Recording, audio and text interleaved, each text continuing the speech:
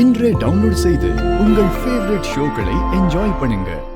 அந்த வசுந்தரா தேவி என்கிட்டயே அவ வேலையை காட்டுவாளா? அவளால என்ன ஜெயிக்க முடியுமா? அவளோட தந்திரம் எல்லாம் என்கிட்ட பலிக்காது. ஆனா பெரியப்பா, 1 கோடி அட்வான்ஸ் வாங்கி அக்ரிமெண்ட் போட்டு கொடுத்திருக்கீங்க. பணத்தை கூட திருப்பி கொடுத்துடலாம். ஆனா அக்ரிமெண்ட் என்ன செய்யறது? அக்ரிமெண்ட்டுக்கும் வசுந்தரா தேவிக்கும் என்ன சம்பந்தம் இருக்கு? நமக்கும் சர்க்குணத்துக்கும் தானே டீலிங். இந்த இடத்தை எப்ப ரெஜிஸ்டர் பண்ணலாம்னு கேட்டு இந்த சர்க்குணம் தானே நம்மள தேடி வரணும். வரட்டும், பாத்துக்கலாம். கேஸ் போட்டு அவனை உள்ள தள்ளிடலாமா? தேவையில்லை, அவனே வரட்டும். அவனை நான் என்ன பண்றேன்னு மட்டும் பாருங்க. சரிங்க மாமா.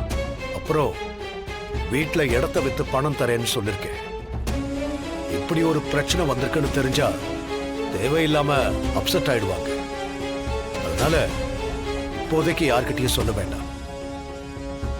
சரிங்க பெரியப்பா, போங்க.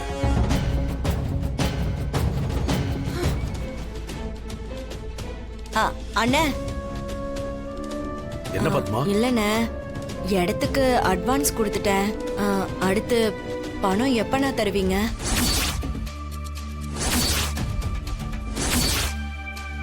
ரெஜிஸ்டர் பண்ணி பத்திரத்தை வாங்கணும்ல. இந்த இடத்த வித்தீங்கன்னா எப்பண்ணா பணம் வரும்?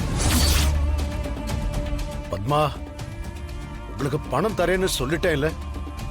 எப்போன்னு திரும்ப திரும்ப வந்து கேப்பியா? நம்ம அவசரத்துக்காக அவங்கள கட்டாயப்படுத்த முடியாது. எல்லாம் முடியட்டும், பணம் தரேன். சரிண்ணே.